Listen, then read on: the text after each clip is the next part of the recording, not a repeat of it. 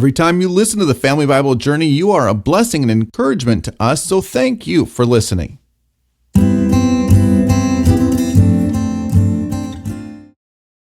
This is episode 393, season 1 of the Family Bible Journey Old Testament podcast. Today we're looking at the 139th Psalm. The title of today's podcast is Inside Out. And our key verses for today, the entirety of the 139th Psalm, where we read, O Lord, you have searched me and known me. You know when I sit down and when I rise up. You discern my thoughts from afar. You search out my path and my lying down, and are acquainted with all my ways. Even before a word is on my tongue, behold, O Lord, you know it altogether. You hem me in, behind and before, and lay your hand upon me. Such knowledge is too wonderful for me. It is high. I cannot attain it. Where shall I go from your spirit? Or where shall I flee from your presence? If I ascend to heaven, you are there. If I make my bed in Sheol, you are there. If I take the wings of the morning and dwell in the uttermost parts of the sea, even there your hand shall lead me, and your right hand shall hold me. If I say, surely the darkness has even if I say, surely the darkness shall cover me, and the light about me be night. Even the darkness is not dark to you. The night is bright as the day, for darkness is as light with you. For you formed my inward parts. You knitted me together in my mother's womb. I praise you, for I am fearfully and wonderfully made. Wonderful are your works. My soul knows it very well. My frame was not hidden from you when I was being made in secret, intricately woven in the depths of the earth. Your eyes saw my unformed substance. In your book were written, every one of them, the days that were formed for me, when as yet there was none of them. How precious to me are your thoughts, O God! How vast is the sum of them! If I could count them, they are more than the sand. I awake, and I am still with you. Oh, that you would slay the wicked, O God! O men of blood, depart from me. They speak against you with malicious intent. Your enemies take your name in vain. Do I not hate those who hate you, O Lord? And do I not loathe those who rise up against you? I hate them with complete hatred. I count them my enemies. Search me, O God, and know my heart. Try me and know my thoughts, and see if there be any grievous way in me, and lead me in the way everlasting. This is the word of the Lord. This 139th Psalm, it is a favorite psalm of mine. It is a psalm that more than any others I like to use for Life Sunday because it goes into great detail in describing how intimately the Lord knows us and how He has formed us very intently and deliberately in love as His special creatures that He has formed and designed with the express intent of loving us both now and forever. And I think that it is very important for us as the people of God to recognize that simple fact, that the God who made you, the God who formed you, the God who has designed you, He loves you. He loves you even when you do not love yourself. He loves you knowing full well all of the mess of sin that is inside. And He knows you well enough to know that which is sin living inside of you, and that which is your true and actual self.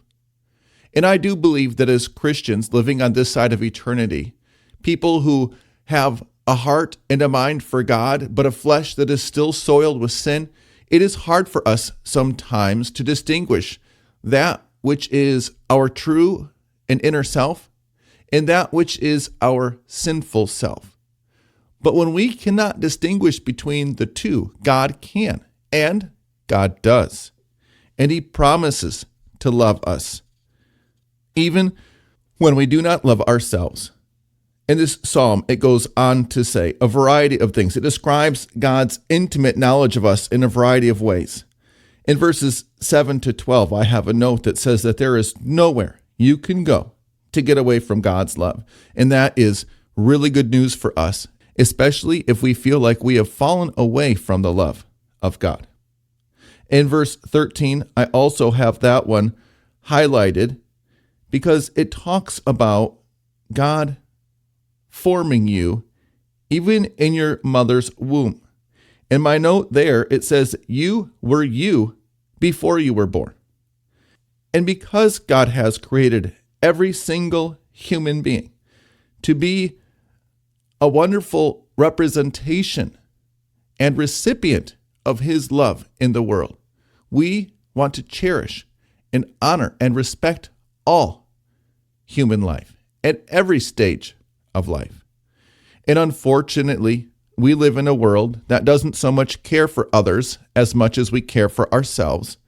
And we live in a world that will minimize the significance of human beings who are, for whatever reason, deemed unwanted, whether it is by their parents before they are born, or by the rest of society and even family members when they get old and expensive. And it just feels silly to me to even say it out loud, but it is absolutely true. We live in a world that is opposed to life. We are given license to kill other human beings if they inconvenience us, if we don't want them. And this is just a horrible, deplorable way for us to look at other human beings who, just as we are, were conceived in the image of God. And I recognize that my opinion on these things, it is a minority opinion at this point in the life of our country and in our society. But honestly, so what? If we as the people of God are not willing to stand up for those who cannot speak for themselves, then we are a part of the problem. And so I recognize that there are even Christian people, well-meaning Christian, even faithful Christian people who have a different opinion of me when it comes to these life matters. But even if you don't see things in this particular regard the same way that I do, the way that I believe the God of the Bible does, know that you are still loved, despite seeing things very differently maybe than God above. And that is good news, not only for people on the other side of thorny and sticky social or political issues in the world that we live in, but it is good news for all of us, because even if we think that we're right in this particular area, there are most certainly other areas where we do not think as God does. But this psalm, it shows us that we are truly beloved by God, special creatures of his imagination, to receive his love, to share his love, and to know his love both now and forever. And as the psalmist goes on, there's just a couple of more thoughts I want to share with you before we close today's episode. I have a note on verse 15. It says, we can't fathom the complexity of human beings, systems within systems, physical, emotional, intellectual, spiritual, electrical, biochemical, cellular, skeletal, muscular, on and on. There are so many overlapping systems within the human body and the human mind and the human soul, each overlapping and touching each other in ways that we can't fully fathom or understand.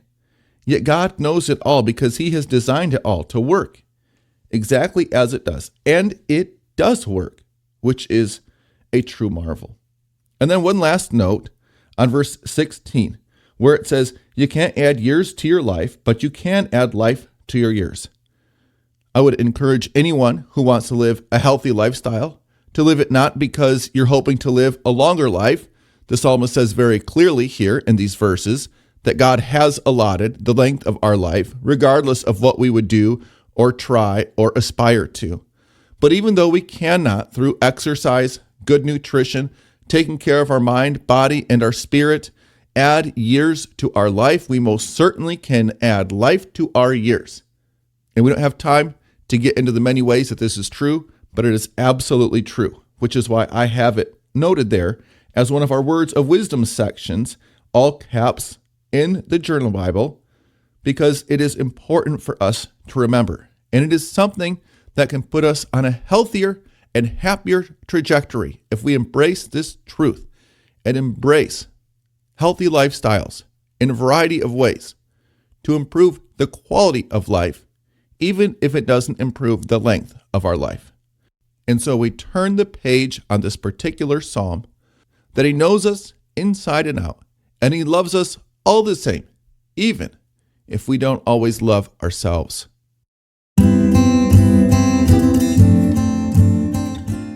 Thanks for listening to the Family Bible Journey, and a special thank you to all whose financial contributions make this podcast work. If you would like to make a contribution to support our ministry, go to the website, familybiblejourney.com, where you can make a one-time contribution, or better yet, become one of our monthly sponsors. All contributions are tax deductible, and I receive zero compensation for this podcast because it is 100% a labor of love for you. Our blessing for today. May you ever praise the one who made you as you are in love, who knows you inside and out, and still loves you, even when you don't love yourself. Amen.